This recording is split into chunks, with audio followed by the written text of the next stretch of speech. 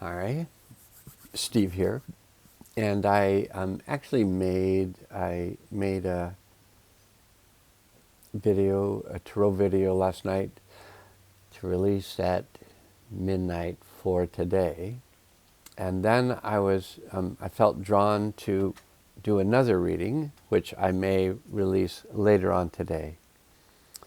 But I did a Mayan card reading, which was about the world, the white world bridger, which had to do with life, the energy of life and death.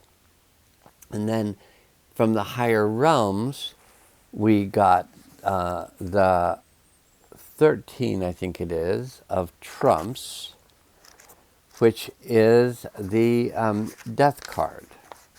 So there's a lot of energy in, like today in the Mayan calendar, there's the energy of death. And in the Mayan calendar, what it talked about was the death of the ego. And when we talk about ego death, at least what I'm going to talk about, when we talk about it, when I talk about it, ego death, it has to do with letting go of aspects of the persona or personality that we've developed to function in the world. We found out, oh, this works. If I'm this way, this works. If I'm this way, it doesn't work so good.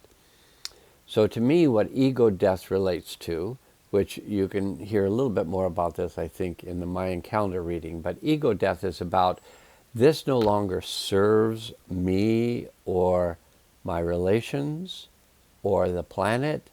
This is something I can release. And sometimes that's referred to as a dark night of the soul, when we're struggling with holding on to something that's no longer working. Maybe a vehicle we just keep pouring more money into, but we can never get it to run right. Maybe we can just let it go. Maybe we can just let it go. As a friend of mine did, a very dear friend of mine, who finally got tired of the struggle with this car he had only had and got used and had poured money into for a couple years and never could get it to work right. Finally got a functional vehicle. Just let go of the old one, got a new one, and so far, so wonderfully good. So much time not spent on trying to keep the old thing running. So the death of the ego does not mean you're going to die. It means ways you've developed yourself to feel safe in the world can be released. The fear of letting go and the willingness to just let go of some things. So the fact that from the universe, from the top of the cards, we got the 13 of trumps, the death card, which represents the universal principle. So I love when we get these cards, and maybe all the trump cards are the universal principle of, because remember, 3 days in a row, we got, on one day, I said, oh, I'm going to ask for a card from the universe, and we got the first trump, which was the universal principle of magic. I think the next day, we got trump number 2, which was the high priestess, and on the third day of doing this, we got trump number 3, which was the empress. So I didn't do number 4 because I was just like, oh, this is just getting too strange that I asked for, information for the universe and they just give it to me in order.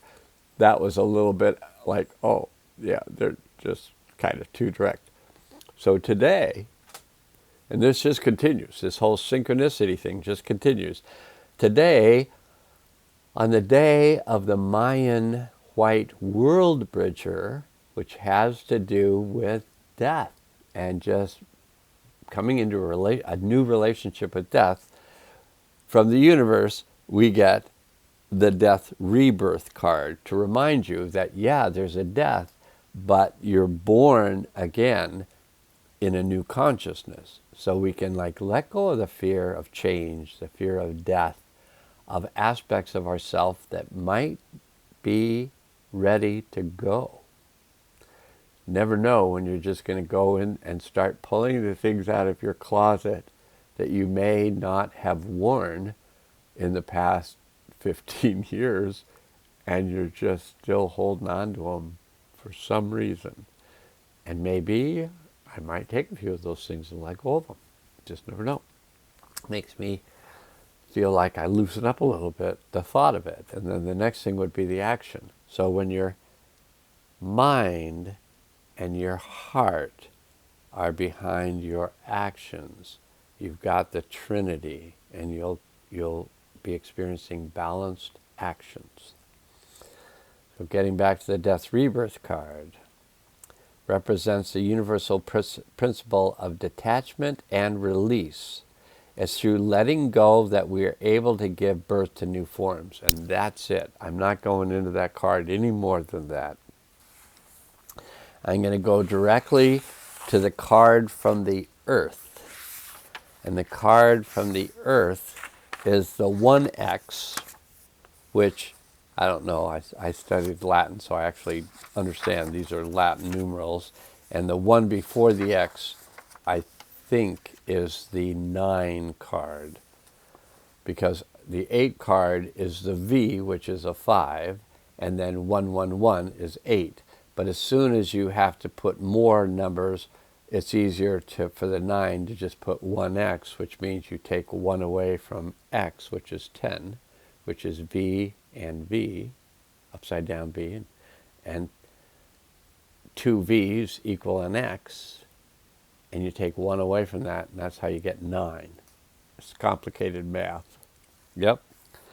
And so from the earth, we get the Hermit card, which represents, so I'm pretty sure I'm now understanding that any of these cards we get from the higher or lower universal realms are called messages from the universe. So the Hermit represents universal principle of completion, contemplation, and introspection. This is the architect of the wise person.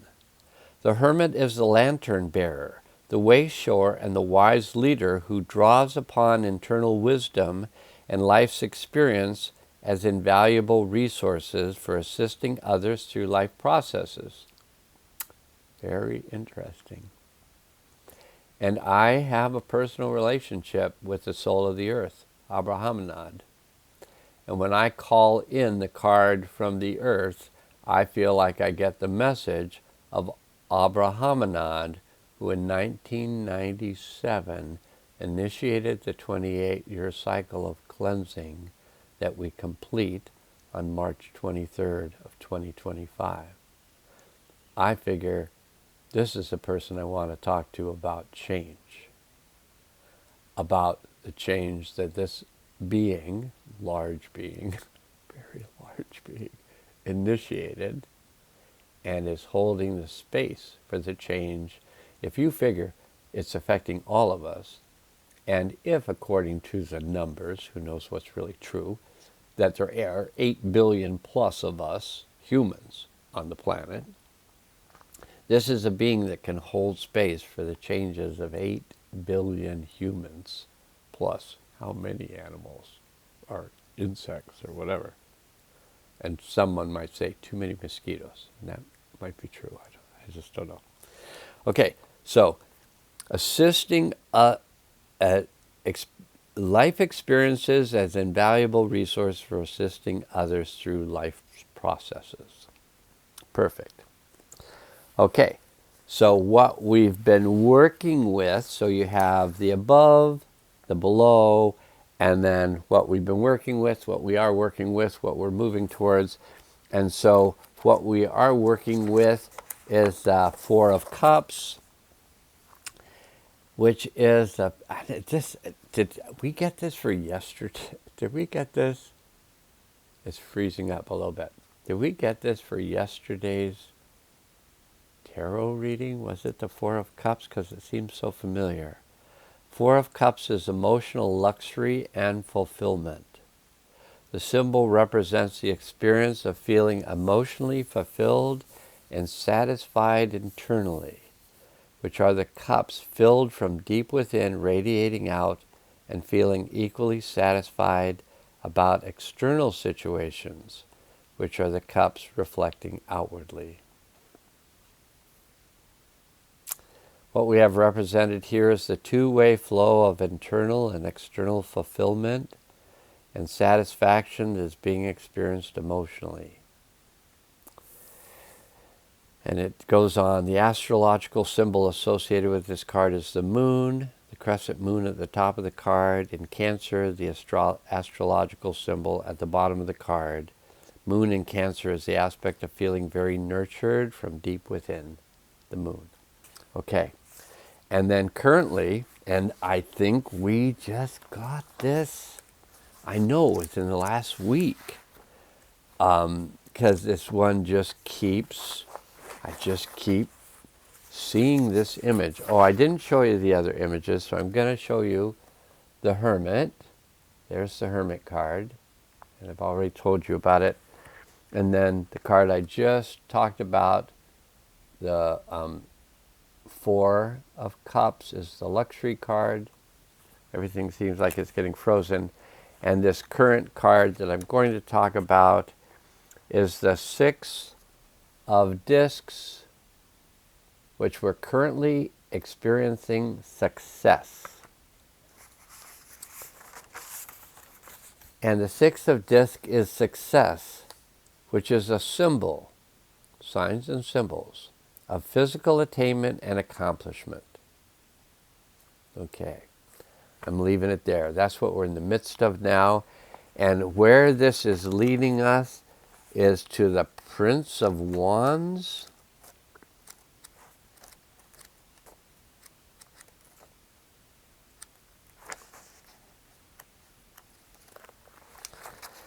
All right, and the Prince of Wands is the mastery of inspired creativity.